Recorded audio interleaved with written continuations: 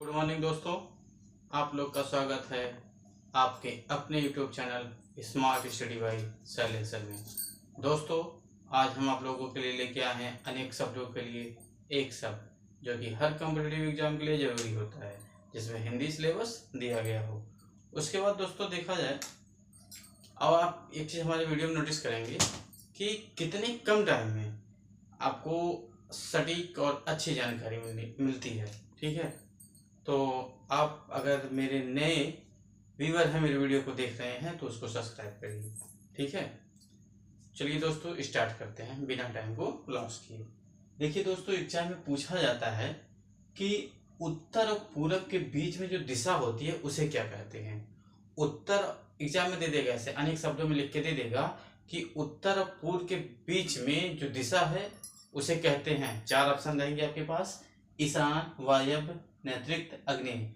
और इसमें 90% लोग कंफ्यूज होते हैं, जो ठीक से पढ़ाई नहीं करते हैं वो कंफ्यूज होते हैं। और देखिए, इस तरीके से अगर पढ़ाई किया जाएगा, फिगर बना के उसको कॉपी पे राइट करके, उसके बाद क्या होगा, ये नहीं भूलेगा। तो उत्तर और पूरब के बीच की दिशा जो होती है ईशान कहलाती है। ठीक है, इसी प्रकार से उत्तर पश्चिम के बीच में दिशा है उसे क्या कहेंगे, वायव्य कहेंगे। ठीक, और पश्चिम और दक्षिण के बीच में जो दिशा होती है उसे नैऋत्य कहेंगे। दक्षिण और पूरब के बीच में जो दिशा उसे आग्नेय बोलते हैं। अब चार क्वेश्चन आपके तैयार हैं। ठीक, और ये अक्सर एग्जाम में पूछा जाता है, लोग इसमें कंफ्यूज होकर गलत करते हैं। और एक एक नंबर एग्जाम में कितना इंपॉर्टेंट होता है, ये जो एक दो नंबर से एग्जाम छूटता है उनसे पूछिए कितना कष्ट होता है। ठीक है, इसलिए हम उसी वीडियो को लेके आते हैं जिसको लोगों को यूट्यूब पे जरूरत है। ठीक, और हमारी वीडियो को आप वॉच करने के बाद देखेंगे, आप बहुत अच्छा स्कोर करेंगे।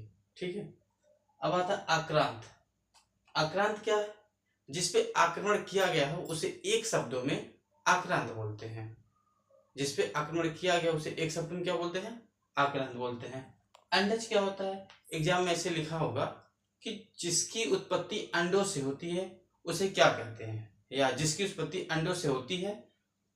उसके बाद चार ऑप्शन होंगे, उसमें अगर आपको आक्रांत मिलता है, अंडज मिलता है, अस्त्र मिलता है, महाकाव्य मिलता है, तो आप कौन सा टिक करेंगे, अंडज करेंगे, क्योंकि अंडों से उत्पन्न होने वाले को अंडज बोलते हैं।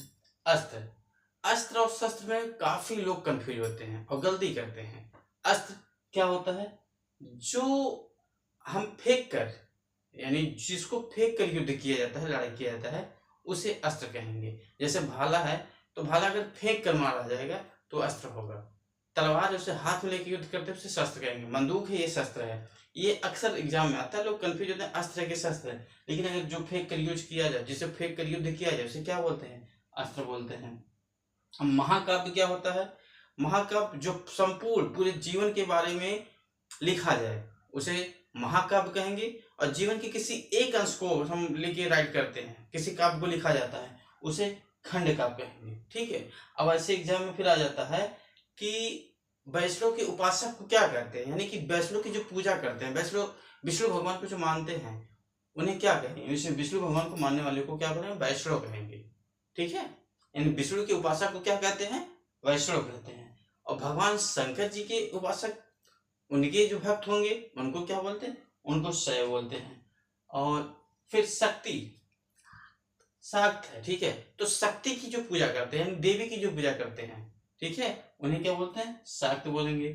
और सरस्वत क्या होता है, जो माँ सरस्वती क्या पूजा करते हैं, भक्त होते हैं, उन्हें सरस्वत बोला जाएगा। अनुमोदन क्या होता है, जो किसी का समर्थन करते हैं, जैसे होता ना कि राष्ट्रपति के इतने अनुमोदन होने चाहिए, यानी जो किसी का समर्थक हो उसे अनुमोदन कहेंगे। अंतःपुर रानीवास, ठीक है, यानी कि महलों में जो रानियों के रहने का स्थान होता है, अंदर का घर महल होता है, उसे रानीवास बोलेंगे। अवैतनिक क्या होता है, जो बिना वेतन का काम करता है, उसे क्या बोलते हैं, अवैतनिक। असहिष्णुर और सहिष्णुर भी आता है, लोग कंफ्यूज होते हैं। असहिष्णुर होता है जो किसी की बातों को सहे ना, ठीक है, उसे असहिष्णुर बोलेंगे। और एक फिर अर्शिक होता है, जो साहित्य कला इत्यादि में रुचि न रखता हो, उसे अर्शिक बोलेंगे।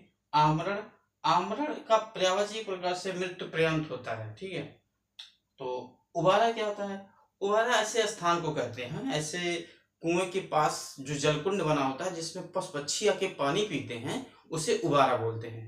ठीक है। उबारा के बाद आपका था उहापो। उहापो किस शब्द को कहा जाता है? विचारों की ऐसी प्रवाह जिसका कोई निष्कर्ष भी ना निकले। जैसे कि तमाम बुद्धिमान लोग अपने अपने विचार छोड़ रहे हैं, तो अपने अपने विचारों को व्यक्त कर रहे हैं, तो उसमें से किसी को डिसाइड नहीं किया जाए कि कौन सा विचार सही है, वो उसे क्या बोलेंगे? उहा पो बोलेंगे।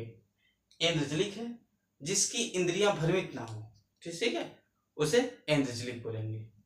और जिसकी भ्रमित हो जाएगी, तो जिसकी भ्रमित ना हो उसे क्या कहेंगे? इंद्रजलिक। ठीक है। उसके बाद आकृष्ट क्या होता है दोस्तों? जिस पर खेती ना हो उसे क्या बोलेंगे? आकृष्ट बोलेंगे। जिस पर खेती ना उसे आकृष्ट। अधि उत्पका, आदित्य पका, आदित्य का है, आदित्य का है, आदित्य का है। ठीक है। तो आदित्य क्या होता है? पर्वत या पहाड़ के ऊपर वाली जो भूमि होती है उसे बोलेंगे आदित्य का। उपता क्या होता है? यानी कि पर्वत और पहाड़ के नीचे वाली जो भूमि होती है उसे क्या बोलेंगे?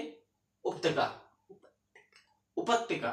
ठीक है, उपत्यका। और तराई क्या होती है मिस्टर? तराई, तराई जैसे पहाड़ पर्वत है उसके जो आसपास के इलाके होते हैं उसे तराई बोलते हैं। ठीक। अब आ जाएगा दोआब। ऐसे दे देगा एग्जाम में कि नदियों के बीच, दो नदियों के बीच का जो स्थान होता है उसे कहते हैं दोआब, द्रोण, द्रोणी, घाटी। तो आप उसमें क्या टिक लगाएंगे? आप दोआब लगाएंगे। और द्रोण क्या होता है? दो पर्वतों के बीच की भूमि दे दिएगा तो उसे कहेंगे द्रोण। और द्रोणी क्या होता है? दो पर्वतों के बीच में जो घाटी होती है, घाटियों के बीच मध्य भाग होगा उसे बोलेंगे द्रोणी। ठीक है। और घाटी क्या होती है? अभी हमने बोला ना कि दो पर्वतों के बीच के मध्य में जो घाटी होगी उसके मध्य का भाग द्रोणी कहलाएगा। तो घाटी क्या होता है? घाटी क्या होता है? दो पर्वतों के बीच में जो सकरा मार्ग होता है, ठीक है, उसे क्या बोलेंगे? उसे बोलते हैं घाटी। अमावस्या क्या होती है दोस्तों? अमावस्या कृष्ण पक्ष के 15वीं तिथि को, कृष्ण पक्ष के 15वीं तिथि को क्या बोलते हैं? अमावस्या बोलते हैं। अब पूर्णिमा क्या बोलेंगे? शुक्ल पक्ष के 15वीं तिथि को क्या बोलते हैं? पूर्णिमा बोलते हैं। चंद्रमास क्या होता है? एग्जाम में से दे देगा कि चंद्रमा की गति के अनुसार, चंद्रमा की गति के अनुसार जब महीनों का कंसीडर किया जाता है, मेजर किया जाता है, तो उसे क्या बोलते हैं? चंद्रमास बोलते हैं। ठीक है। उसके बाद नेक्स्ट हम आते हैं शुक्ल पक्ष। इस शुक्ल पक्ष क्या होता है? शुक्ल पक्ष जो शाम से ही, जिस पक्ष में शाम से ही चंद्रमा दिखाई देने लगेगी उसे क्या बोलेंगे? उसे बोलेंगे शुक्ल पक्ष। और प्रागभाव, प्रागभाव होता है जिसकी कमी हमको पहले से हो। ठीक है, वो प्रागभाव हो गया। प्रध्वंस भाव यानी कि जो था लेकिन उसको नष्ट हो गया, यानी कि था लेकिन उसको नष्ट हो जाने की वजह से जो कमी उत्पन्न होती है उसे प्रध्वंस भाव कहेंगे। अत्यंत भाव जिसकी उत्पत्ति हुई ना हो। ठीक है। जैसे ये हो गया, जैसे मान लेते हैं गेहूं का फसल है, बहुत सारे किसान होते हैं कि गेहूं का फसल तो बराबर होता रहता है लेकिन अभी नहीं है, तो कमी उनके पास है, तो प्रागभाव हो गया। ये प्रध्वंस भाव ये क्या होता है? मान लेते हैं खूब बढ़िया खीर बना, उसके बाद आगे बिल्ली जुठा दी, गंदा मतलब जूठा हो गया, तो वो नष्ट हो गया ना, तो उसकी जब कमी हो, खाने की इच्छा लेकिन नहीं है तो कमी है, तो क्या हो गया? प्रध्वंस भाव हो गया। और अत्यंत भाव जिसकी उत्पत्ति हुई ही ना हो। जैसे हमको चंद्रमा पे जाना है, और चंद्रमा पे जाने के लिए इसके भी मार्ग बना नहीं है। ठीक है। और तो इसके लिए जो इसकी उपाय हो ही ना, जो उसको क्या बोलेंगे? अत्यंत भाव। अन्योन्य भाव यानी एक दूसरे की कमी को फिल करना अन्योन्य भाव कहलाएगा। जनवासा क्या होता है? जनवासा बारात के रुकने का स्थान को, जहां पर बारातें रुकती हैं उसके स्थान को जनवासा बोला जाता है। अंत्यवासी क्या होता है? जो गुरु के समीप रहते हैं, जो गुरु के समीप रहते हैं उन्हें क्या बोलेंगे? अंतःवासी। पार्थिव क्या होता है? एग्जाम में दे देगा, जो पृथ्वी से संबंधित उसे क्या कहते हैं? तो क्या कहेंगे? पार्थिव कहेंगे। अकिंचन जिसके पास कुछ ना हो उसे बोलेंगे अकिंचन। ठीक है। युधिष्ठिर युद्ध में स्थिर रहना, युद्ध में स्थिर रहने वाले को क्या बोलते हैं? युधिष्ठिर बोलते हैं। एग्जाम में दे देगा कि युद्ध में स्थिर रहने वाले को क्या कहते हैं, तो क्या लगाएंगे? युधिष्ठिर। मुकुल, मुकुल ऐसे फूल या पुष्प को कहा जाता है जो पूरी तरह से खिला ना हो, यानी कि अभी खिलना स्टार्ट किया हो, उसे क्या बोलेंगे? मुकुल बोलेंगे। और मुकुलित क्या होता है? ये पुष्प हो गया, फूल हो गया, यह फल हो गया। मुकुलित यानी कि ऐसा पुष्प, ऐसा फल जो पूरी तरह से डेवलप ना हुआ हो, खिला ना हो, इसे मुकुलित कहेंगे। धीवर क्या होता है? जो मछली पकड़ने का काम करता है उसे कहते हैं धीवर। लब्ध, लब्ध, लब्ध दोस्तों एक मिनट के लिए अभी बताते हैं। भेषज, भेषज क्या है?